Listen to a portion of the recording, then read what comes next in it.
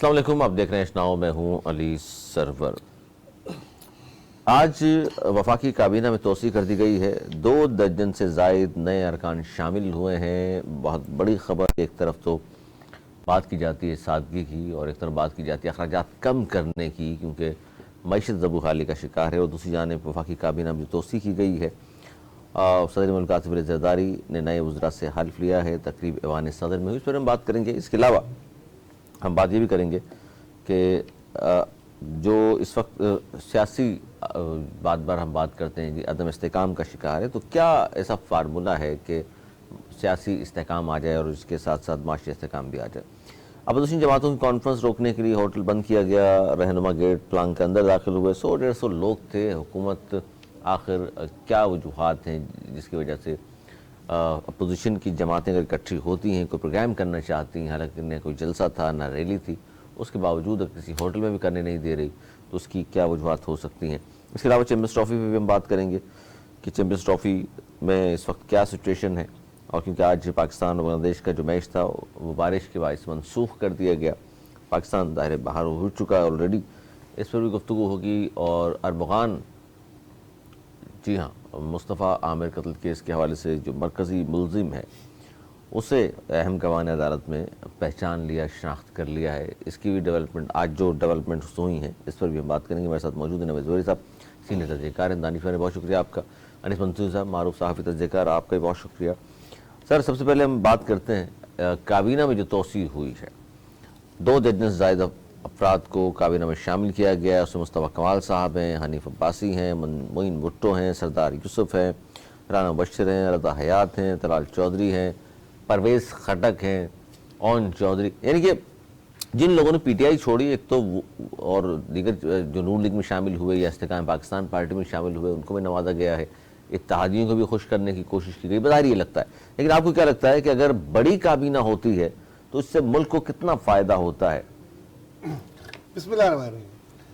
अली, लगता है कि इनसे हुकूमत चल ही नहीं रही थी। बहुत थोड़े से वफाकी वज़ीर थे, बेचारे दिन रात मेहनत कर रहे थे, पेट पे पत्थर बांधे हुए थे। तनख्वाहें अपनी इन्होंने असम्बलियों से कम करवा ली थी, तो कुछ बजट इन्होंने निकाला और जो और बहुत काबिल तरीन बड़े बड़े नामवर लोग बेचारे बैठे हुए थे। आप नहीं समझते अगर काबिल तरीन ये लोग थे तो जो पहले लिए गए वो शायद इनसे भी बहुत ही ज़्यादा अफजल थे। वो तो जीनियस थे, वो तो जीनियस थे बॉस। और अब जो लिए गए ये काबिल तरीन हैं और मशहूर तरीन भी हैं, तो उनको ले लिया है। और सिर्फ 2 दर्जन, तो 2 दर्जन पे आपको एतराज़ है यार? अभी तो लगभग हुए कितने हैं, 50 भी नहीं हुई होगी अभी तो और आएंगे इनके पास। और फिर देखें ये हुकूमत किस तरह अच्छी तरीके से चलाते हैं और दिन दुगनी रात चौगनी तरक्की करेंगे। ये लोग, मुल्क की बात नहीं कर रहा, कोई गलत फहमी, ये लोग तरक्की करेंगे, ये लोग तरक्की करेंगे। अपना ही नहीं फायदा होगा इनका अपना तो फायदा। अब देखे ना कि एक एमएनए की तनख्वाह कितनी हो गई है, फिर एक वफाकी वजीर की तनख्वाह, फिर उसकी मरात, इनके घर, ड्राइवर, गार्ड्स, ऑफिस और दौरे इनके सब जगह, मतलब मजे आ गए इन लोगों को। बहरहाल बहुत ही अफसोस की बात है, एक मुल्क जो इकोनॉमिकली तौर पे एक क्राइसिस से गुजर रहा है, रोज़ बड़ी बड़ी दावे करते हैं कि फ़ाइश शारी के इसके उस पे, उसमें इतनी बड़ी फ़ौज का एक दिन में हल्फ उठाना, मतलब इससे अल्फाज नहीं है मेरे पास इसकी मजम्मत करने के। खुद ये जब इमरान खान की इससे पहले वाली गवर्नमेंट में भी, जब पीटीआई गवर्नमेंट थी, उन्होंने भी बहुत सारे वफाकी वजीर लिए हुए थे। उनको भी कहते थे हमारी मजबूरी है जी, इनको भी खुश करना है, उनको भी खुश करना है। ये लोग कहते थे 23 से 24 से ज़्यादा नहीं होंगे गुड गवर्नर्स। ये वो तो माशाल्लाह आज आए हैं, उससे पहले भी 17-18 मौजूद हैं। तो बहरहाल जो भी अपोजिशन में होता है तो कई बातें कहते हैं और जब आ जाते हैं कई कहते हैं। ये चलें जी, आ तो गए, मुल्क को क्या फ़ायदा होता है ये वज़ारतें तकसीम करने से, इतने सारे लोगों को काबीना में शामिल करने से? देखिए, मुल्क को कोई फ़ायदा नहीं होता। इनकी गवर्नमेंट की जो है ना वो थोड़ी सी और मुस्तहकम हो जाती है, क्योंकि मांगे टांगे की गवर्नमेंट है इनकी, एक पार्टी की तो है नहीं। और दूसरी जो सबसे बड़ी जमात है इनके साथ मिली हुई पीपल्स पार्टी, वो एक भी वज़ारत लेने को तैयार नहीं है। दिन ब दिन इन पे प्रेशर आता जा रहा है। अब इन्होंने जो जो इत्तेहादियों को खुश करने की कोशिश की है, मुस्तफ़ा कमाल को भी एक वज़ारत दी है अब इनकी भी 2 हो गई, उसके अलावा एक की 2 हो गई। हाँ, एक की 2 हो गई। उस पर हम बड़ी बात करें, बहुत जरूरी थी इनको देना, एक इनको, एक अब्बासी साहब, ये 2 तो बहुत ही जरूरी हो नहीं, गए क्या कहीं ऐसा तो नहीं है खालिद मकबूल सिद्दीकी साहब से साइंस एंड टेक्नोलॉजी चल नहीं रही थी तो उनका ये मुस्तफा कमाल साहब ज्यादा? मुस्तफा कमाल से ज्यादा साइंस कौन जानता है? आपको पता है, वो तो साइंसदान है और वो वजारत लेना भी जानते हैं, उन्होंने लेके भी दिखाया।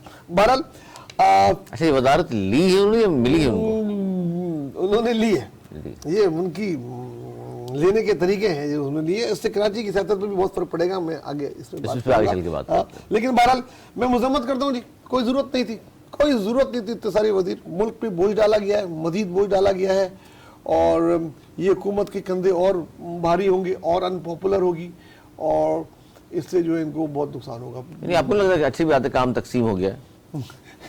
काम तो ही क्या जो तकसीम हो गया, पहले इनके पास बहुत ज्यादा तनकीद कर दी है, अभी थोड़ा रहने दे। मेरे ख्याल में मैं इसकी मजम्मत करता हूँ, कोई जरूरत नहीं थी, काम इतने वज़रा की जरूरत नहीं थी। अगर बहुत ही चाहिए तो 4-5 आप ले लेते हो बाकी वजीर, इतने सारे वज़रा। जाहिर है, जहाँ आज तक वैसे दुनिया में ऐसी कोई मिसाल तो है नहीं कि जहाँ फौज दफरे मौज रखने के बाद तरक्की की हो, वरना चाइना की हमने देखा 18-20, जापान में देख लीजिए कम तादाद होती है। अब क्या कहेंगे मंसूरी साहब, 13 वफाकी वज़रा, 11 वज़रा मुमलिकत, फिर मामले खुसूसी और पता नहीं क्या कुछ शामिल, मशीर अलग बना दिए, मामले खुसूसी अलग बना दिए, और वही चेहरे हैं जो इससे पहले भी वजारतों में रहे हैं और वहाँ कोई कारनामा अंजाम आज तक नहीं दिया था। बहुत शुक्रिया अली।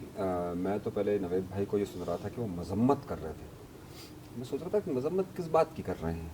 वैसे समझ में नहीं आया कि भाई ये तादाद बढ़ने पर मजम्मत कर रहे हैं या कोई पॉलिटिकली इनको सही नहीं लगा उस पर मजम्मत कर रहे हैं, किस चीज़ पर? किसी खास नाम की वजह से मजम्मत कर रहे हैं या तादाद की वजह से? मजम्मत की वजह की तादाद मजम्मत की वजह यह है कि ये गरीब मुल्क 23 मजीद वफाकी वज़रा का बोझ नहीं सह सकता, उसको बनाने की मजम्मत कर रहा हूँ। क्या वजह है कि आपको ओन चौधरी को भी खुश करना है, आपने अब्बासी साहब को भी खुश करना है, आपने एमक्यूएम को भी खुश करना है, आप सबको खुश करेंगे।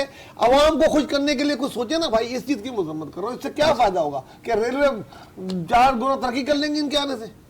नहीं, ये अभी तक आपने मजम्मत नहीं की, अभी तक आपने सिर्फ मुखालफाना बयान दिया। मजम्मत किस चीज का दुख हो रहा है तो मैं आपके बराबर का शरीक हूं। मैं सिर्फ आपसे ये पूछ रहा हूँ, कोई मजम्मत की वजह होती है, मतलब किस चीज की मजम्मत कर रहा हूँ? यूके ये गरीब मुल्क है, इसमें पहली बहुत ज्यादा बोझ है, आप मजीद इसमें वफाकी वज़रा की इतनी बड़ी, ठीक है ठीक है, फौज भर्ती करके आप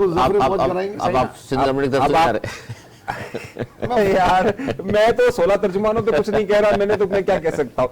बात यह है 27 उनकी मजम्मत की थी आपने नहीं की थी? 27 अभी तो हमने बात शुरू ही नहीं किया, मुझे पता था, अभी तो बहुत दुख लगा है, अभी बात शुरू ही नहीं की हमने। अरे भाई बात हमने शुरू। देखिए, सबसे पहली बात तो अगर आप इस चीज की मजम्मत करते हैं कि जनाब गरीबों में बड़ा बोझ पड़ गया और ये पड़ गया वो पड़ गया, कर्जों में मुल्क चल रहा है, उनकी तनख्वाह कर्जा लेके वजीरों को देने हमने क्या? असल में ये वजह क्या ठीक है मतलब मजम्मत करने की? मैं सिर्फ ये पूछना चाह रहा हूँ, अगर हम नुक्ते की तरफ देखें मसला यह है कि 27 वज़रा अगर हम माशी तौर पर देखें 10 लाख रुपए एवरेज तनख्वाह के हिसाब से चलती है ये।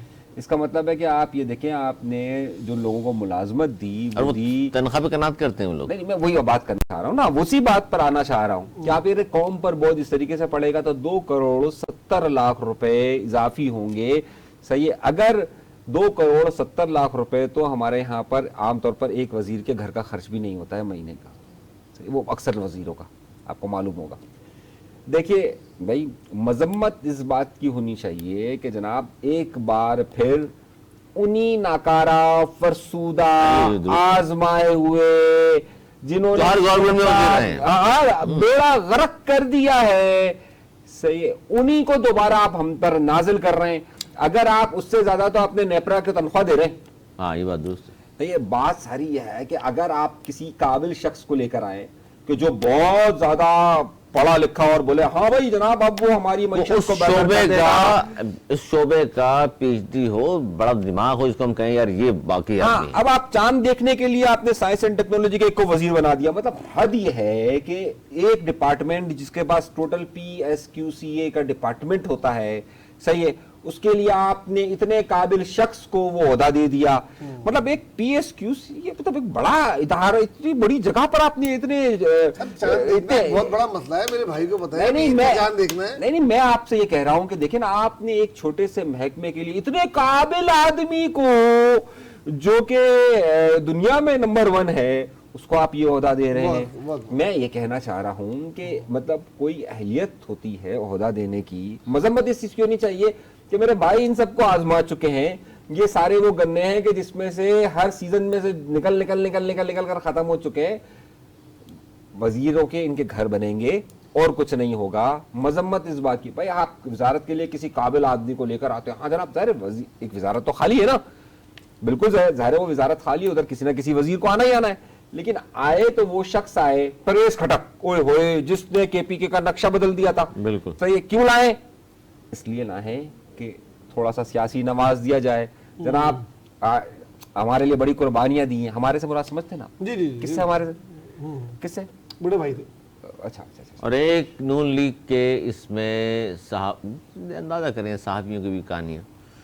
वो एक बड़े अखबार में कॉलम कॉलम क्या लिखते थे, उनके तर्जुमान कह लीजिए, कसीदा खान हुज़ैफा रहमान को भी माशाल्लाह मामून खुसूसी मुकर्रर कर दिया। लुकमान भी है, राना मुबश्शिर हैं, उनको भी बना दिया। राना मुबश्शिर। अच्छा, इस पर मैं बताऊं आपको, बड़े बड़े जो नाम हैं इनसे किस हद तक तवक्को है, सीनियर हैं वैसे तो सारे। हनीफ अब्बासी साहब, ओहो, पाकिस्तान से अफ्रीका तक मशहूर है, आपको पता है। एफेड्रेन, उन्होंने तो एक्सपोर्ट कर करके जो ना पाकिस्तान की एक्सपोर्ट बढ़ा दी थी, उधर रेट किया था हर चीज का। अच्छा, इसी तरह वो मजहबी उमूर के ज़माने में सरदार यूसुफ, इसके अलावा रजा हयात, हराज, हर रूप में रहे हैं। वाह वाह वाह। काफ लीग और फलां। तारिक अली चौधरी, वो फॉर्म 47 वाले, बड़ा मशहूर है, जिसने सब कुछ रोका हुआ है वो। खालिद मक्सी साहब को, अच्छा तलाल चौधरी जो भंगने डालते थे परवेज़ इलाही साहब की गाड़ी के आगे के ज़माने में, वो भी माशाल्लाह। बैरिस्टर अकील मलिक साहब। अच्छा, सिंध से, कराची के ही हैं हमारे सलाम दो वाले, खील दास कोहस्तानी, वाह जनाब, चावल के एक्सपोर्टर। अब्दुल रहमान कांजो साहब। ओन चौधरी, इमरान खान साहब के बहुत ही खास अदाकारा नूर के एक दो बार फिर शोहर। ये भी पाकिस्तान में हो रहा है कि नूर से शादी की, बच्चे हुए, डाइवोर्स दे दी, फिर पीटीआई का कोई और शख्स ने शादी कर ली नाम लेता में, और उन्होंने तलाक दी, दोबारा कर ली शादी। वो हलाले की बात हुई। अंदाजा करें सर क्या हो रहा है सर।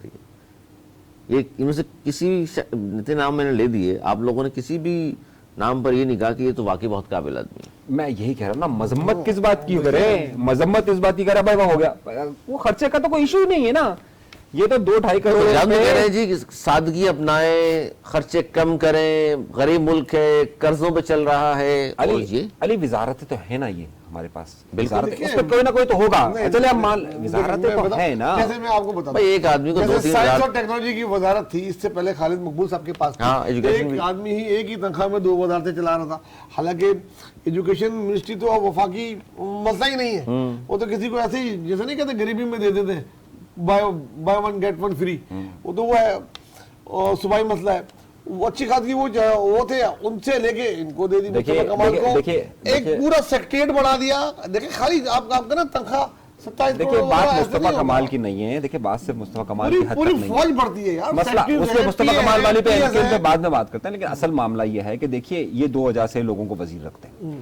एक ये कि पॉलिटिकली माइलेज देते हैं, सही है। इसके ये हमारे यहाँ मसला ये है कि जितनी भी गवर्नमेंट्स बनी है, चाहे खुद इमरान खान की गवर्नमेंट क्यों ना हो। अच्छा नहीं, एक और मैं बीच में ऐड करना चाह रहा हूँ, आप दोनों से बल्कि मैं पूछना चाह रहा हूँ, भाई हनीफ अब्बासी हो, तारिक अली चौधरी टाइप के जितने, रजा हराज या परवेज खट्टक, ये लोग बारहा मिनिस्टर्स बन चुके हैं। तो क्या वजह है कि चलिए नए लोग ले आए, चौथा बंदा का ये होता है कि यार नौजवान है, नया लड़का है, शायद कुछ बेहतर काम कर ले। जब वो माजी में 4-4 बार मिनिस्टर बन के नहीं कुछ कर सके, तो दोबारा उस शख्स को बनाने की वजह क्या होती है उमन? नहीं, ऐसा नहीं है कि नहीं कुछ कर सके, किया उन्होंने बहुत, अपनी जिंदगी बदल ली, खानदानी जिंदगी बदल ली ना यार, अब तो छोड़ दो। और मजे की बात, इनमें से कई वफाकी वज़रा इसमें ऐसे हैं जिनकी नून लीग अभी कुछ माह पहले तक जिनकी क्लास लेती। बिल्कुल, इस इलेक्शन से पहले की बात नहीं कर रहे, इलेक्शन में बात, वो तो एक वाकये के बाद सब चीजें चेंज हुई।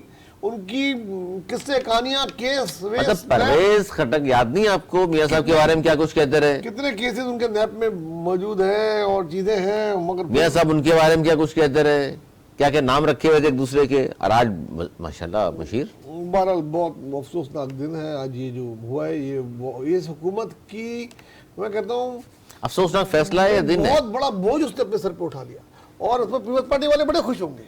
इस बोझ उठाने में वो शामिल नहीं है, हल्फ लेने तक में शामिल है। आसफा भुट्टो वहाँ मौजूद, हाँ, जरदारी साहब वहाँ मौजूद, वज़ीर आज़म वहाँ मौजूद। यही तो मतलब मतलब अगर ये इलाका सिंध में हो, अगर वो हुकूमत को सहारा वाले इसमें 2 वज़ारतें भी ले लेते ना। सर अगर उन्होंने हुकूमत को सहारा दिया हुआ है तो कम से कम ईमानदारी से बेहतर मशवरा दे सकते थे। जरदारी साहब कहते यार ये मत करें यार। आपके ख्याल में सहारा मशवरा दिया होगा? आपके ख्याल में सहारा दिया हुआ है? बिल्कुल 100%। आज गवर्नमेंट से निकल जाए, गवर्नमेंट गिर जाएगी। मुझे तो लग रहा है वो ये बात, मुझे धक्का किसने दिया था? आज धक्का दे चलिए इस पे बात कर लेते हैं। आज धक्का दे रहे हैं। राना सनाउल्लाह का बयान मौजूद है, आज उस पर बात कर लेते हैं। जब उनसे पूछा गया कि जनाब ये बार बार अब कहा जाता है पीपल्स पार्टी की जाने से मजबूरी में हम नून लीग के साथ हैं, उन्होंने कहा बात ये है कि हमारी भी मजबूरी है और उनकी भी मजबूरी है कि हमारे साथ चलें और हमारी मजबूरी उनको लेकर साथ चलें। सर दोनों की आपस में क्या मजबूरियाँ हैं? हाँ, दोनों में, ये आपने बहुत सी बात की। देखिए नून लीग की मजबूरी आप मेरा पर्दा रखो, मैं आपका रखूं, वो वाली कहानी है। कुछ ऐसा ही है कि नून लीग या किसी ने कह दिया दोनों साथ रहिएगा। चले सच का है ना, अभी कहा हाँ, पहली बार इन्होंने कहा कि हाँ ऐसी ही मजबूरी है। हाँ कहा इन्होंने, कहा नून लीग की मजबूरी ये है कि उनके बगैर हुकूमत नहीं कर सकते। हाँ ठीक है। पीपल्स पार्टी की मजबूरी ये है कि उन पे सियासी प्रेशर बहुत है कि आप इस बिहाइंड द कर्टन वाली बात बताएं ना, ये तो लोगों को पता है कि जो दूसरा आ जाएगा, अगर ये लोग नहीं मिलेंगे वो दोनों को सही का रगड़ा देगा और दोनों उससे भी डरे हुए हैं। तीसरा, पीपल्स पार्टी की सियासी कोशिश ये है कि नून लीग को खत्म किया जाए। किस तरह? ये जो खुद कर रहे हैं, ये दीवार से लगा दिया सियासी तौर पे।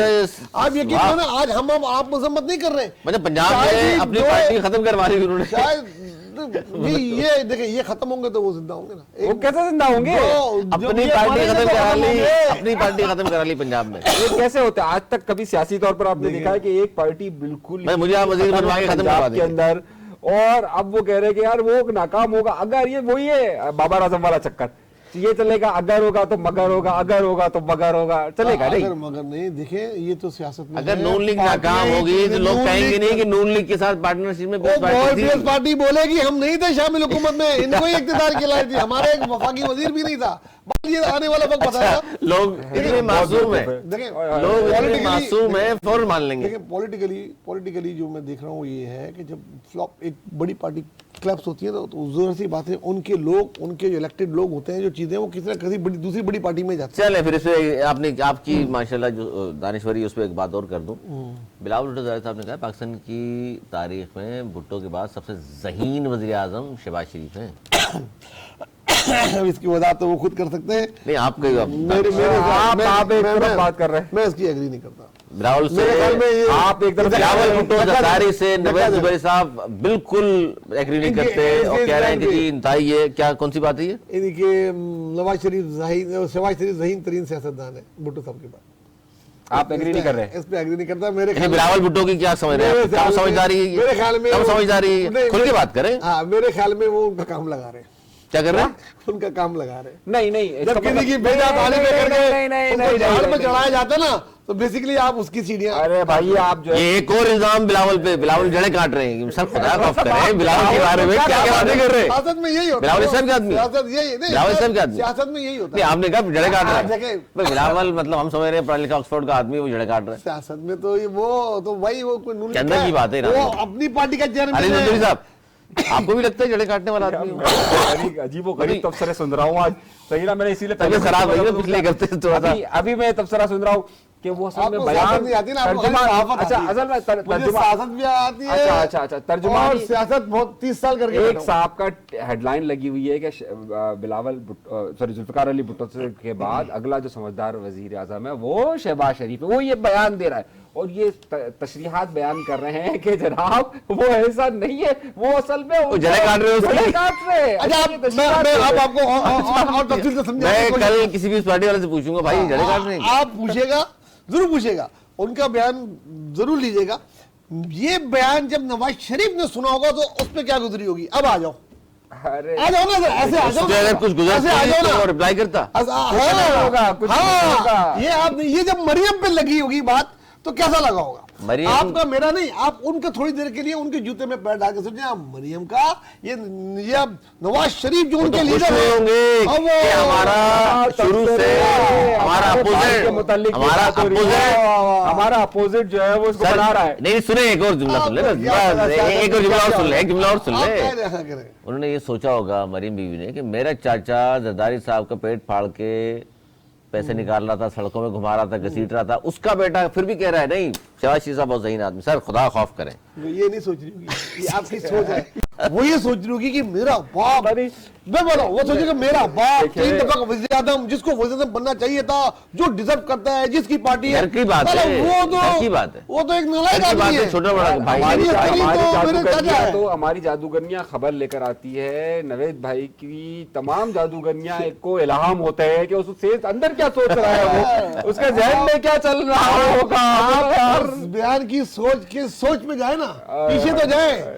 ऐसे एक पार्टी का चेयरमैन कभी किसी और पार्टी के वज़ीर आज़म की इतनी तारीफ करता है? नहीं, बहुत अच्छी बात है। जैसे अगर आपको अगर बिलाल अहमद भुट्टो साहब की तर्जुमानी का अगर कहा जाए ना, तो आप जबरदस्त तरीके से करेंगे। नहीं नहीं, वो उनकी पार्टी के लोग हैं, वो सर तर्जुमान। लेकिन जिस तरीके से आप तर्जुमानी कर रहे हैं ना, वो अगर कोई उनके देखेंगे बाद ना तो वो कहेंगे वाह वाह तर्जुमानों की वाह कमी वाह। नहीं है, दर्जनों तर्जुमान है, सिर्फ गवर्नमेंट वाह, के पास वाह, भी, वाह, वाह, वाह, वाह। सीएम के पास भी हो, बिलावल साहब। चले जी आगे बढ़ते हैं। ये तो आपने सुन लिया पूरा बिलावल को, तो मतलब जो किरदार पेश किया है नवेद भरी साहब ने, वो जाहिर है साजिशी छल काट रहा है। अब आप ही कहते रहे सियासत है, दैट्स पॉलिटिक्स यार, सही सियासत है। अल्लाह अकबर। बहरहाल अपोजिशन जमातों की कॉन्फ्रेंस रोकने के लिए होटल बंद किया गया, रहनुमा गेट प्लान कर फिर भी अंदर दाखिल हुए।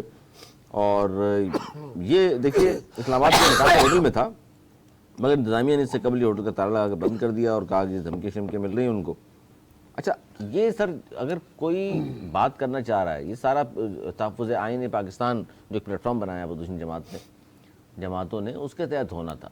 100-150 लोग अगर वहाँ इजलास कर लेते तो क्या इसमें मज़ायका था? आपको क्या लगता है कि क्या ख़तरा था हुकूमत को जिसकी वजह से ये सब कुछ मुबैना तौर पर करना पड़ा? इतनी अनपॉपुलर हुकूमत है, मैं नहीं समझता कि इससे ज़्यादा कोई अनपॉपुलर गवर्नमेंट पाकिस्तान में रही है। अब मांगी तांगे की तो तकरीबन बहुत सारी गवर्नमेंट रही हैं और बनी है, और बहुत सारे मुल्कों में ऐसा ही होता है कि कई पार्टियां बना के हुकूमत बनाती है, वो टाइम ख़त्म हो गया कि सिंगल पार्टी गवर्नमेंट। लेकिन इतनी कमज़ोर आवाम में, इतनी अनपॉपुलर, इतनी खौफजदा, इतनी मतलब इनको एक छोटी सी अपोजिशन कि एक छोटा सा इजलास उनको नहीं वो बर्दाश्त, ये अगर चलो कहीं JUI और नहीं ये PTI खुदा ना की खास्ता वो तो होती, माशाल्लाह का दौर थोड़ी है, कैसे कर रहे हैं ये लोग? तो ये इससे इनकी इतनी कमजोरी जाहिर हो रही है। भले उनके जो है लीडरान किसी और पे डालते रहे, जिम्मेदार हुकूमत ही होती है, हुकूमत वक्त होती है, हुकूमत वक्त होती है। जो कुछ भी इमरान खान की गवर्नमेंट में हुआ उसका जिम्मेदार इमरान खान ही था। जाहिर है। आज जो कुछ भी हो रहा है उसका जिम्मेदार ये जिस तरह शहबाज शरीफ भी को ही काउंट किया जाएगा।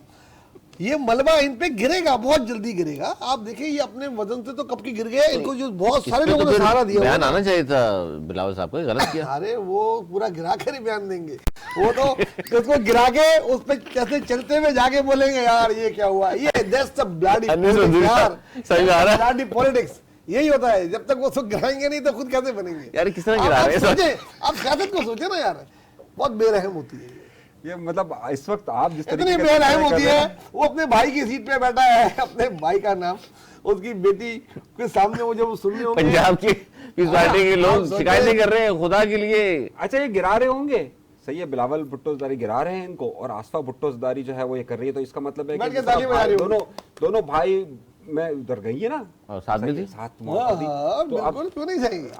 उनको क्या देखना था हेल्प उठाने? इस पार्टी का बंदा ही नहीं था कोई। देख रहे हो 23 बजा एक साथ हेल्प उठाते हुए, वो भी ऐसे ऐसे कैसे लगते हैं, देखने गई होंगी, शौक है यार, मतलब जो है ना, मुझे मेरा मौका ख्याल होता है- मैं भी उसको जाता। क्या शौक हो सकता है? माशाल्लाह उसके नाना वजीर आजम रहे, उसकी वालदा वजीर आजम, बाप सदर रहा, उन्होंने क्या शौक?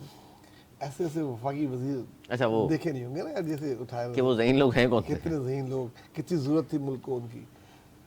होता है सर। मंत्री साहब ये अपोजिशन अगर इजलास करना चाहती है किसी होटल में, वो होते हैं प्रोग्राम, जाहिर है रोज़ाना ही हो रहे होते हैं, तो उसको ना करने दिया जाए। मुबैना तौर पर कहा गया कि जी धमकियाँ दी गई हैं होटल वालों को, इस तरह की बातें सामने आई हैं। देखिए अली, बहुत संजीदा मामला इसमें यह है कि ये इस तरह के तबसरे या से हटकर मामला यह है कि इस वक्त पाकिस्तान के मुतल्लिका लोग या पाकिस्तान की मुक़्तदरा क़ुव्वतें किसी सूरत में भी कोई ऐसी आवाज़ को नहीं आने देना चाहते कि जो कि उनके लिए मुस्तक़बिल करीब में ज़्यादा ख़तरनाक साबित हो, चाहे उनकी किसी भी तरह की सरगर्मी हो।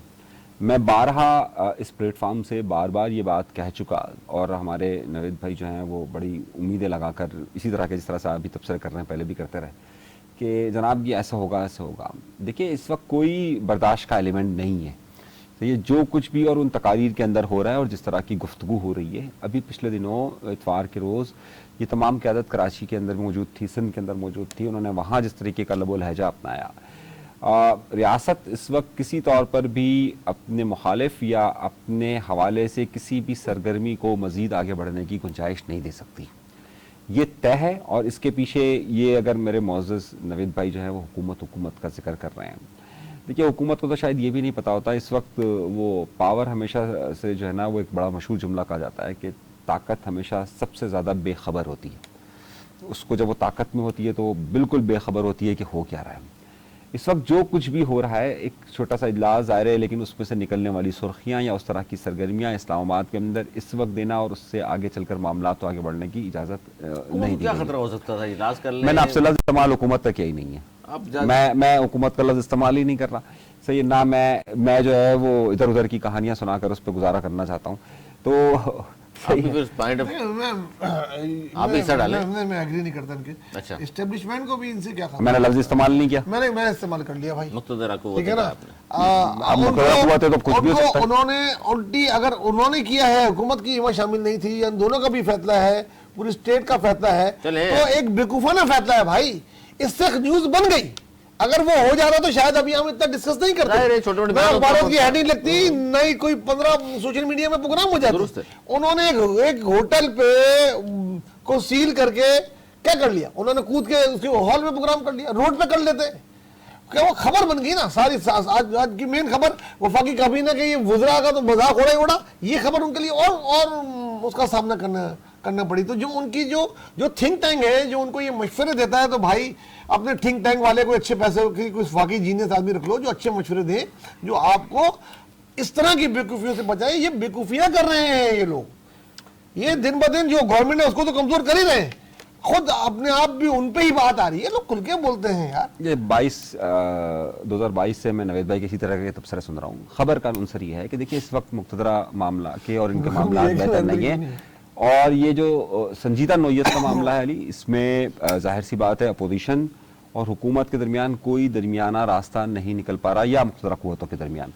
ये दरमियाना रास्ता ना निकलना इस टकराव की वजह है। और खबर ये है, सही है, बाकी आप उस पर तबसरा कर रहे हैं कि जनाब आप कोई पार्टी बन करके नहीं, ये जो जुल्म हो रहा है और वही पीटीआई की प्रेस रिलीज आप पढ़ते रहे, तो वो तो ठीक है, आप पीटीआई की पढ़ें या मुक़्तदरा क़ुव्वतों की पढ़ें या किसी की पढ़ें, सही है, क्या फ़र्क? अच्छा जी, वज़ीर-ए-आज़म शहबाज शरीफ से अबू धाबी के वली अहद शेख खालिद बिन मोहम्मद बिन ज़ायद अल नहयान की मुलाकात हुई है। यूएई के जो वली अहद हैं ये तशरीफ़ लाए हैं पाकिस्तान, और जो एलामिया जारी किया गया है उसके मुताबिक वज़ीर-ए-आज़म और अबू धाबी के वली अहद के दरमियान जो मुलाकात हुई उसमें सियासी ताल्लुकात को इक़्तिसादी शराकतदारी में तब्दील करने के लिए मिलकर काम कर रहे हैं। Uzbekistan, Afghanistan, Pakistan railway line मनसूबे पर भी बात हुई है। इसके अलावा रेलवे मनसूबे से गवादर और अबू धाबी पोर्ट्स को फ़ायदा होगा। रेलवे लाइन मनसूबा खत्ते के लिए गेम चेंजर साबित होगा। सर ये लगता है आपको कि जल्द काबिल अमल भी है और जल्द इस पर काम भी शुरू हो जाएगा और वाकई पाकिस्तान के लिए गेम चेंजर है? जी बिल्कुल नहीं लगता। एक तो ग्वादर पोर्ट यूएई को सूट नहीं करता, मैं टू बी वेरी फ्रैंक। तो वो खुद बात कर रहे हैं, वो बहुत मुख्तसर दौरे पे आए थे, वलीयत बहुत मुख्तसर दौरे पे आए। पाकिस्तान के यूएई के ताल्लुकात दिलाना ताल्लुकात है, बरादराना ताल्लुकात है, बिल्कुल एक दूसरे के बड़े भाई छोटे भाई ताल्लुकात है। पाकिस्तान ने माजी में खुद एक्सेप्ट करते हैं जब भी कि हमारी तरक्की में पाकिस्तानियों का बहुत बड़ा हाथ है, चाहे वो एयरलाइन हो उनकी या उनकी माशी तरक्की हो उनकी, जो भी उसमें हो, पाकिस्तान हमेशा उनके साथ खड़ा रहा। और आज ये हाल है कि पाकिस्तानियों के वीज़े यूएई के ऐसा लगता है कि अमेरिका और यूरोप के वीज़े हो गए। बिल्कुल, वजह क्या बनी सर? एक ऐसा मुल्क जो बुरादाना मुल्क था, जो चाहता था कम से कम दुबई से तो होके आ जाता था, आज बड़े बड़े ब्लू पासपोर्ट वालों के बड़े बड़े ब्यूरोक्रेट के वीज़े जो है ना नहीं लगते। बड़े बड़े बिजनेसमैन के नहीं देखते हैं, तो ताल्लुकात कोई इतने अच्छे नहीं है जो आपको नजर आ रहे हैं। हाँ, जाती ताल्लुकात नून लीग के खानदान के बहुत अच्छे हैं उनसे, जाती ताल्लुकात भी मुल्क के खिलाफ है, मगर बेहतर मुल्क के ताल्लुकात अगर मैं देखता कि कोई बहुत बड़ा कोई MOU साइन हो जाता कि भाई वही बहुत बड़ा कोई कई अरब का प्रोजेक्ट वो कर लेते, कोई नहीं हुआ। वो मुस्तकबिल की बात की गई पाकिस्तान, अफगानिस्तान और वो उधर की रेलवे लाइन और ग्वादर से, तो ये तो जो थोड़ी बहुत भी इकोनॉमिक जानता होगा उसको पता होगा दुबई पोर्ट और ग्वादर पोर्ट का क्या राइवल है, और वो कुदरती राइवल है, और वो रहेगा इकोनॉमिकली हमेशा जोग्राफिक तौर पर रहेगा। अच्छा जी, दो और खबरें शामिल करेंगे बड़ी अहम। एक तो ये जो केस है मुस्तफ़ा आमिर का कराची के हवाले से, पूरा पाकिस्तान जाहिर है इस पर तबसरे भी हो रहे हैं, कैंस भी लोग कर रहे हैं, रोज़ाना नए इंकशाफात सामने आ रहे हैं। इसमें अदाकार साजिद हसन साहब, उनके बेटे साहिर ज़ाहिर है वो भी हैं शामिल, उनका भी है इसमें। आज साजिद हसन जो एक्टर हैं उन्होंने अपने बेटे के हवाले से बड़ा अहम बयान दिया है। वो ये कहते हैं कि जी मेरे बेटे को कत्ल केस से तवज्जो हटाने के लिए फंसाया जा रहा है और उनके खिलाफ झूठा मुकदमा कायम किया गया है, पुलिस के इल्ज़ामात बेबुनियाद मनगढ़ंत हैं, साहिर से कोई मनशियात बरामद नहीं हुई, पुलिस ने दावा जो किया बिल्कुल झूठा है। सर क्या कहेंगे इस केस के हवाले से, जितने लोगों के नाम आ रहे हैं, आज पहचान भी लिया गवाह ने आरमगान को कि जी बिल्कुल हमने देखा था कि मुस्तफ़ा आया था घर में, उनके गार्ड ने पहचाने, और इस तरह और बाद में फायरिंग की आवाज़ भी आई थी, और फिर इस तरह सारी चीज़ें उन्होंने बयान की हैं। देखिए ओपन शट केस है, इसमें कोई शक की गुंजाइश ही नहीं है।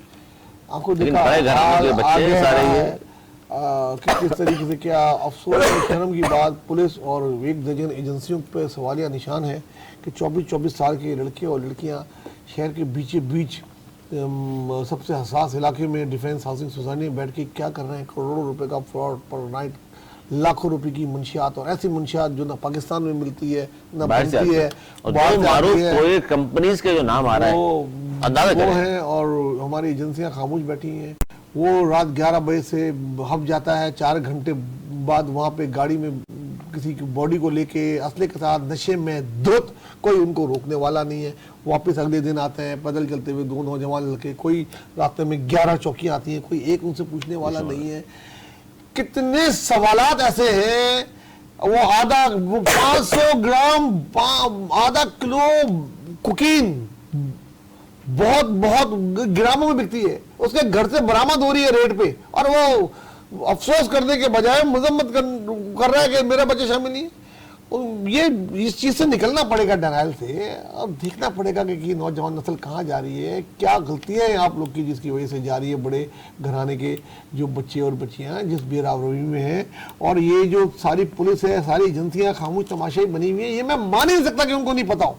उनको हर हाल में पता होता कि इस इलाके में क्या हो रहा है। ऐसे हसास इलाकों में इतने गार्ड लेके वो कर रहा है इतनी चीजें, और एक खाली एक फ्रॉड थोड़ी हो रहा है कि कॉल सेंटर या चीजें चल रही थी। कौन सा जुर्म था जो उधर नहीं होता था, कितनी नाइटों में क्या क्या नहीं हुआ उधर यार।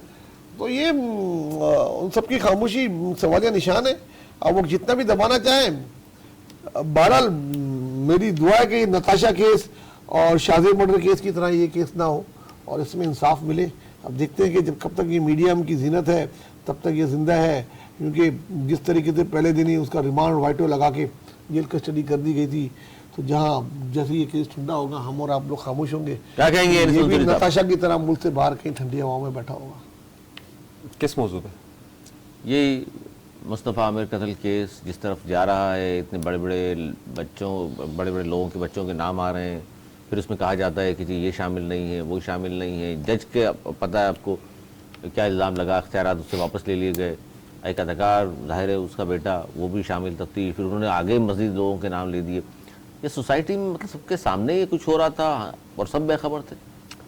अली, अगर आप इस शहर से वाकिफ़ हैं तो आप किसी भी सड़क पर जाएं तो उसके किनारे पर आपको कुछ लोग जो है ना ऊपर चादर लगाकर बैठे हुए नशा करते हुए नजर आ जाएंगे। इनमें से एवरेज हर दूसरे दिन एक की हलाकत हो जाती है और एडी सेंटर से रिपोर्ट आती है कि जनाब एक नामालूम लाश मिली है। रोज़ाना की बुनियाद पर यहाँ पर बेतहाशा मंशियात सड़क पर न सिर्फ सप्लाई हो रही होती है सबके सामने, बल्कि उसका इस्तेमाल भी हो रहा होता है। ऐसे ही मगर ये खबर क्यों बन जाती है कि अरमान और मुस्तफ़ा का केस हो, फिर अदाकार के बेटे का, साजिद हसन के बेटे का केस हो, ये खबर बनती है हमारे यहाँ पर। नहीं, अब फ़र्क क्या है इन दो खबरों का कि आप ये देखिए कि एक तरफ तो मंशियात बिल्कुल सरेआम बिक रही है, कत्ल भी रोज़ हो रहे हैं, आए दिन मंशियात फरोशों के यहाँ पे भी एक दूसरे को मारा जा रहा होता है, लेकिन वो खबर नहीं बनती है। खबर का तड़का तब लगता है कि जब उसमें पैसों वालों का नाम हो, जब उसमें उरियानियत का नाम हो, जब उसके अंदर मसाला दस्तयाब करवाना हो, जब तो ये सब चीज़ें खबर बन जाती हैं। ये मामला इस पूरे माशरे का है, इस सोसाइटी का है। आइस का नशा या उससे मुतल्लिका जितने भी नशे यहाँ पर किए जा रहे हैं वो सब के सब आम है। कोई ऐसी बात नहीं है कि जो मैं इस स्टोरी के अंदर नहीं सोच रहा हूँ कि यार ये बड़ी कोई नई चीज़ हो गई है, तहलका अंगेज हो गई है। क्या ये बड़ों के बच्चे बच जाएंगे या नहीं बचेंगे? देखिए, ये ताकतों के फैसले हैं, ये ताकतों की बुनियादों पर ही होते हैं, बाद में मसलहतें हो जाती हैं और सब कुछ होता है। अब सवाल ये कि सबको रोका कैसे जाए? रोका उस सूरत में जाएगा कि जब एक आम गरीब का बच्चा भी जब नशे की मुब्तला होता है तो वहाँ से पता करवाया जाए कि नशा आता कहाँ से, इसे रोका क्यों नहीं जाता है। जब ये सब चीजें नहीं होती है, सरेआम किस तरह बिक रहा है शहर में, किस तरह से हो रहा है सरेआम, ये तो अब वो कह रहे हैं कि जनाब वो बंद आंखों में, तभी नवेद भाई कह रहे हैं बंद था और उधर से जो है वो उनको कैसे हो रहा है। तो पहला सवाल तो जो खुलेआम हो रहा है उसको तो पूछें, बंद तो बहुत बात की बात है। तो ये एक सिर्फ और सिर्फ एक मीडिया ट्रायल है और पुलिस के गले जब कहानी आ गई तो अब वो कर रहे हैं। और ये सारा मीडिया भी उस जमाने तक खामोश था कि जब तक शोर शराबा नहीं था, अब शोर शराबा हुआ है तो सब लगे में। ये सब चलता रहेगा मेरे भाई, क्यों चलता रहेगा? क्योंकि ये इसी निज़ाम को चलाने वाले लोग चला रहे हैं और कोई नहीं है। जनाब, शामिल करते हैं जी खेल की खबर। और खेल की खबर ये कि आज पाकिस्तान बांग्लादेश का मैच होना था, बारिश की वजह से नहीं हुआ, एक पॉइंट मिल गया, लेकिन दोनों टीमें ज़ाहिर है नहीं पहुंच सकी सेमीफाइनल में। इस ग्रुप से भारत और न्यूजीलैंड की टीमें ऑलरेडी क्वालिफाई कर चुकी हैं। सर, पाकिस्तान क्रिकेट और चैंपियंस ट्रॉफी से बाहर हो जाना लम्हा फिक्रिया तो है ही है। अब क्या होना चाहिए? सर्जरी वाकई होनी चाहिए, तमाम टीम को चेंज कर दें, 2-4 नाम आगे पीछे कर दें, जिस तरह जवाब पेश किए जा रहे हैं कोच की जानिब से, खिलाड़ियों की जानिब से, हमने बड़ा दिल लगा कर खेला, हमने पूरी 100% दे दिया, बस बाज़ दफ़ा किस्मत भी, बाज़ दफ़ा नसीब का भी खेल होता है। सर, ये सारी बातें हमारे लिए होती हैं। देखिए, ये कोई नसीब वसीब का खेल नहीं होता, ये इनकी सीरियस प्रोफेशनल नेगलिजेंसी है। आपने जिसको कोच बनाया हुआ है, जो आपका सेलेक्टर है, उसको वो कभी भी कोई ना बड़ा प्लेयर रहा ना उसको कोई बड़ा कारनामा रहा, आपने उसको बैठा दिया। आजकल की क्रिकेट चेंज हो गई है। आजकल अफगानिस्तान की टीम भी 350 रन से ऊपर बना रही है और चेस कर रही है। आप बजाय आगे जाने के आप किधर पहुंच गए? आप अमेरिका में जाके अमेरिका से हारे, कोई शर्म नहीं। आपको आपके मुल्क में आके बांग्लादेश हरा के चला गया। आपको अब वेस्ट इंडीज की टीम ने इतने साल बाद पाकिस्तान में हरा दिया। पे दर पे आप पे चीजें आ रही हैं। अब कर रहे क्या हैं? और अभी भी कुछ नहीं होगा जब तक ये क्रिकेट बोर्ड के टॉप से लेके नीचे तक चेंज नहीं हो। टीम को चेंज करने का कोई फायदा नहीं, टीम वही रहेगी। 2-4 नाम चेंज हो जाएंगे, फिर वो अपने रिश्तेदारों को, अपने दोस्तों को, अपने जानने वालों को ले आएंगे। अगली सीरीज आएगी, लोग भूल जाएंगे, फिर लग जाएंगे। ये चेंज होना चाहिए। देखिए, ये वजारत दाखिला का काम क्रिकेट बोर्ड चलाना नहीं है यार, ये बात अब सोचना चाहिए। ये पाकिस्तान के हर शहरी का दिल क्रिकेट के साथ धड़कता है और ये मतलब असेंबली में, सेनेट में, हर जगह, हर फोरम पर डिस्कस होना चाहिए कि भाई आप कर रहे क्या है। इससे बहुत, आप देखिए यूनुस खान अफगानिस्तान टीम का कोच बना हुआ है, पाकिस्तान का क्रिकेटर था ना, आपने उनसे क्या लिया यार? एक तो वक्त से पहले उसकी क्रिकेट खत्म कर दी। मैंने कल कहा था कि सरफराज तो बहुत याद आ रहा है, आज हर जगह लग रही तस्वीर सरफराज। और पिछली बार चैंपियन ट्रॉफी में वही कैप्टन था ना, क्या टीम बन गई थी। हम नंबर 1 बन गए कुछ अरसे के लिए, टेस्ट क्रिकेट जीत रहे हैं, वनडे जीत रहे हैं, T20 चैंपियन ट्रॉफी। उसके बाद उठा के फेंक दिया एक आदमी ने, पसंद नापसंद पे अपने अपने पसंद कर लिया। वकार यूनुस ने पहले बेटा कर किया, अब ये कर रहे हैं। तो देखिए, टीम को 2-4-5 खिलाड़ी को चेंज करने से नहीं होगा। ये जो सिस्टम ऊपर से नीचे तक है ना, इसको प्रोफेशनलिज्म पे चलाना पड़ेगा आपको।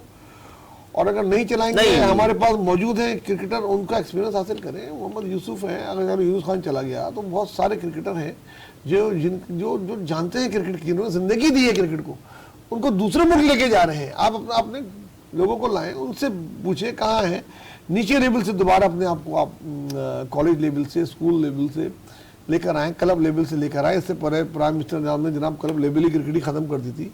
आप पीसीएल से बाहर निकले तो ही इससे होगा, वरना हम कहीं के रह ही नहीं है, कहीं के नहीं होंगे। क्या कहेंगे अनीस मंसूरी साहब, ये टीम इस तरह कामरान टोसी साहब ने बड़ा अच्छा बयान दिया, हमें तो बड़ा पसंद आया कि इसको 1 साल के लिए पूरी टीम को मुअत्तल किया जाए। मेरे भाई नवेद भाई ये सारी बातें वो कर रहे हैं जो मैं चैंपियंस ट्रॉफी से पहले कर रहा था। इस तो वो तबसरे कर रहे हैं, वो कहते हैं बड़ी जबरदस्त टीम बनी है और बाबर आजम और टूर्नामेंट में, और अच्छा सारी बात। मैं क्या कह रहा था, भाई बात सुने, ये नहीं चलेगी तो ये कह रहे थे देखिए कितना जबर, इससे अच्छा कुछ हो नहीं सकता। इनका प्रोग्राम होगा, उठा के देख लीजिए किस तरह उन्होंने स्पिनर्स रखे हैं, किस तरीके से उन्होंने स्पिनर 2 होने चाहिए, स्पिनर तो रखे ही नहीं। उन्होंने जिस तरीके की टीम बनाई है, इस मतलब अच्छी टीम है, बेहतर टीम है, मुकाबला बड़ा जबरदस्त होगा, ये कहा था। मैंने कहा जो हमारी टीम के लोग हैं नहीं जीतेंगे, उनको लेना चाहिए था, उनको नहीं लिया। ये टीम नहीं जीत सकती। बाबर आजम को मैंने डिफेंड किया था, आज भी कर रहा हूँ। बाबर आजम बहुत बड़ा खिलाड़ी है, अनफॉर्म बिल्कुल फॉर्म में नहीं है, लेकिन बाबर आजम 12 लसा है, इसकी क्रिकेट अभी बाकी है। कौन से लोग ने लिए? या शान मसूद आपके टेस्ट क्रिकेट कप्तान बेचारे को बना दिया गया ना, और उससे बाकी ये लोग जो हैं, रिजवान एंड कंपनी, जितने भी लोग हैं, ये उससे उसकी उनकी हार्ट फीलिंग होगी। इस वक्त वनडे का बेस्ट ओपनर हमारे पास शान मसूद था, उसको सिलेक्ट ही नहीं किया गया। आप बाबर आजम से कभी ओपनिंग करा रहे हैं, आप कभी उससे करा रहे हैं जिसके इस टीम में जगह नहीं बनती। इमामुल हक को कौन लाया है, कौन ला रहा है? शकील एक टेस्ट क्रिकेटर है। आप उससे पहले तारीफें कर रहे थे, मसला ये नहीं टीम की सिलेक्शन पे आपने कहा, आप रिकॉर्ड निकलवा के देख लीजिए। बाबर आजम को डिफेंड किया है, अभी भी करता हूँ बाबर आजम को। चैंपियंस ट्रॉफी से पहले आप जी देखिए कारकर्दगी उसकी, पूरा जमाना क्या कुछ कह रहा है सर, आप डिफेंड कर रहे हैं। मैं चाहता हूं तो बस ठीक है, मैं ये कह रहा हूँ, यही तो नेपोटिज्म है। वसीम अकरम नहीं कर रहा, वकार यूनुस नहीं कर रहा, आप कर रहे हैं। यही नेपोटिज्म है। मैं ये नहीं कह रहा कि इसलिए टीम का ये हाल है, ये हाल है कि बाबर आजम मुझे पसंद है, पर वो तो रहेगा। मैंने ये नहीं कह रहा, इसीलिए तो कुछ लोगों ने सोचा होगा जी मेरा पसंदीदा वो खेलेगा जरूर, चाहे परफॉर्मेंस होना हो। बहुत अच्छी है, मुझे उसको फॉर्म में आने, जब फॉर्म आएगा तो अपनी जगह वो खुद बना लेगा। फॉर्म इंटरनेशनल मैचों में खेल के आएगी, मैचों में नहीं, अगले मैचों में ना ले। हिम्मत, यही बात तो हम पहले से कह रहे थे, आज कर लेते। देखिए उसके बाद आप फैसला किया ना, मैंने कहा 2-3 मैच में, हालांकि उसका स्कोर देख ले, उसने फिर भी स्कोर किया बाकियों के मुकाबले, मैंने कहा स्लो किया। आज क्रिकेट तेज हो गई है, उसको उतनी बॉलों पे इतने रन नहीं किए। 90 गेंदें किसको मिलती हैं, मैच चेंज हो जाता है। बिल्कुल हो जाता है उनको अपनी 300 रन्स में से पाकिस्तान 300 बॉलों में से 147 गेंदें डॉट गई हैं। ये वनडे मैच हो रहा है, सवाल यार मैं, और मुझे यकीन नहीं आ रहा, और कौन खाली जो तेज खेल सकते हैं वो डॉट खेल रहे हैं। मुझको तो बोलते बस पकड़ ले। नहीं ये मैं नहीं कह रहा, इसका इल्जाम नहीं लगा रहे, इसका इल्जाम बगैर सबूत के आपको तो क्या इल्जाम लगा रहे हैं अपनी टीम पे? इनकी सलाहियतों पे सवाल निशान बन गया है कि क्या वजूहत है, आपस में कोई ग्रुपिंग चल रही है। जो कुछ भी आपने इस टूर्नामेंट से पहले कहा वो अल्फाज वापस ले रहे हैं। मैं देखिए कायम उसी अल्फाज पर, देखिए मैंने तो कोई ऐसी बात नहीं की सिर्फ बाबर की, ठीक है। बाबर या मुस्तफा कमाल की तरह कह रहे हैं मैं जो कुछ कहा इनके बारे में आज भी कायम हूँ। ऑन नहीं कर रहे आप तो, एक पॉइंट की बात पे खत्म करता हूँ। अपनी मजम्मत और तनकीद तो मैंने कर दी अपनी टीम पे, बहुत ज्यादा कर दी, मजम्मत भी करते हैं। मैं बाबर आजम की कहता हूँ कि टीम में अभी जगह नहीं बनती, लेकिन उसकी क्रिकेट खत्म नहीं हुई, आज क्रिकेट खत्म नहीं हुई, वो फिर कम बैक परफॉर्मेंस दे आ जाए, परफॉर्मेंस दे आ जाए। मगर बहुत से क्रिकेट ही खत्म हो गई, उनको बाहर कर देना चाहिए। आप ये कहते हैं? मैं तो कह रहा हूँ देखिए पाकिस्तान की क्रिकेट टीम को और यहाँ की तमाम लोगों को हटा दें, एक प्रोफेशनली एक बोर्ड डेवलप किया जाए जो प्रोफेशन पर हो, जो नए तकाज़ों के मुताबिक हो। और बोर्ड नहीं मतलब इन सबको हटाकर मैं कह रहा हूँ कि इन सबको नया बोर्ड एक तश्कील दिया जाए और उसके बाद फैसला किया जाए और उसके बाद सिलेक्शन किया जाए। इनके फेवरेट खान साहब से लेकर जो आज तक गलतियां हुई हैं, सही है, उन सब को साफ किया जाए। ये मुझे एक शख्स पसंद है, वो वजीर आजम भी होगा, वो वजीर दाखिला भी होगा, वो पीसीबी का भी होगा, ये खत्म करें, ये खत्म होना चाहिए यार, दोस्तों इससे बाहर निकलना होगा। पाकिस्तान के लिए ज़ाहिर सब खेलते हैं। जाते जाते आखिरी खबर इंटरनेट से शामिल करते हैं। मारूफ गुलकार है जी, बड़ी सामली सलोनी सी, शेरिया घोषाल नाम सुना होगा आपने। उन्होंने गाना गाया था 2012 में अग्निपथ फिल्म के लिए, जो कि करीना कैफ पर फिल्माया गया, चिकनी चमेली पवा चढ़ा कर आई, और वो आपने दोनों ने देखा हुआ है। अभी ये नहीं देखा, यकीन मानिए सोच रहा हूँ आप नाम कैसा ले रहे हैं यार। ये देखिए, हालांकि आपको याद है कैसे दे रहे हैं? 2 महीने पहले डिस्कस भी हुआ था कि हाँ यार, कभी नहीं देखा, कभी नहीं देखा। कतरीना ने उसमें लिबास बड़ा मुख्तसर पहना, बहरहाल तो उस पर आपने कहा, कुछ ने कहा था वो याद नहीं कहा, मैंने देखा ही नहीं है। और इस तरह का श्रेया घोषाल, यानी कि आप गाना दिखे यार। श्रेया घोषाल कह रही है इस गाना गाने पे मुझे शर्मिंदगी है, क्योंकि जिस तरह के अल्फाज लिखे गए इस गाने में कि चिकनी चमेली पवा चढ़ा कर आई, बाकी यार बहुत सारी चीजें आगे आप याद है, मैंने नहीं देखा। गाना सुना है? नहीं सुना है। अच्छा, क्योंकि मेरी गाड़ी के अंदर भी जो है ना, वो आपने देखा होगा कि वो सिर्फ रेडियो चलता है और उसमें इंडियन गाना कोई नहीं आता। गजलें आती है ना। हाँ, यूट्यूब पे अक्सर बेहतर नहीं यूट्यूब पे भी नहीं देखते हो पाएगा। लेकिन बहरहाल इस तरह के अल्फाज वो कहने की जगह, चूंकि ये गाने मर्द हजरात लिखते हैं, तो इस तरह के अगर खातून कोई लिखेगी तो यकीनी तौर पर इस तरह के अल्फाज नहीं होंगे। ये बात दुरुस्त है? आपको भी लगता है कि हाँ, खातून अगर गाने लिखे तो कम से कम थोड़ा सा बेहतर अंदाज से होगा? आप मुझसे पूछ रहे हैं? देखिए, असल में मामला यह है कि इस तरह के बहुत सारे गाने या बहुत सारी इस तरह की ज़बानें हमारे यहाँ बहुत ज़्यादा पसंद की जाती है, और अब वो कमर्शियल एक पर्पस होता है इनका, उसमें चाहे खातून लिखे चाहे औरत मर्द लिखे। मामला ये होता है कि हमारे यहाँ जो प्रोड्यूसर होता है या जो राइट होता है, वो कहता है कि जनाब ये मेरी फरमाइश है, इस तरह का कोई सॉन्ग लिखो, ये आइटम सॉन्ग होगा, ये बिकेगा, और प्रोफेशनल वे, सही है। तो वो ये कहता है कि जनाब अच्छा हाँ मैं लिख देता हूँ, कितने पैसे मिलेंगे? वो कहता है चलो भाई ये लिखते हैं। ऐसा अमूमन कम होता है कि बहुत सारे लोग मना करते हैं कि जनाब मैं आपकी इस चीज़ को ये रिजेक्ट करता हूँ। तो मैं इनका ये बयान इस हवाले से तक तो सही है कि भाई खातून लिखे या मत लिखे, लेकिन खातून और मर्द जब प्रोफेशनल, खातून और मर्द जब प्रोफेशनल, तो उनको जब गाया उस वक्त शर्मिंदगी होनी चाहिए थी। चलिए बाद में कल आगे हो सकता है। अरे अब वो इस तरह तो जो है वो 99 चूहे खाने के बाद अगर हज पे ही जाना है तो ठीक है यार, इस तरह तो फिर सबको माफ़ कर दें। आप क्या कहेंगे? आप तो जाहिर है इस गाने की गहराई में हमेशा ही गौतज़न रहे। तफसील से मेरे भाई ने जवाब दिया है कि मेरे पास अल्फाज खत्म हो गया। नहीं, मैं ऐसा कमर्शियली जो होता है वो गाना देखा, आपने तो देखा भाई, आप तो जाहिर इस तरह गाना लाजमी देखते हैं। आप बताएं ना जरा खुल के। मैं क्या, हर कोई देखता है, हम तो जाहिर है वो कमर्शियल फिल्म है बिल्कुल, और आइटम नंबर बिकता है पूरी खातों से। इंडिया पाकिस्तान इन मुल्कों का कल्चर ही फिल्मों में गाने, और गानों में इस किस्म के गाने, और उसमें जो अल्फाज और जो कपड़े इस्तेमाल हुए हैं वो बहुत हिट हुए। मैं तो संसद के बाद देखा था वो। आपने सब कुछ देखा है, मुझे पता है, आप वो नहीं बने, और आप बड़ा चुन के ये गाना लेकर आए। बहरहाल यही बिकता है भाई, यही बिकता है, जो बिकता है वही वो लोग लगाते हैं, जो दिखता है बिकता है।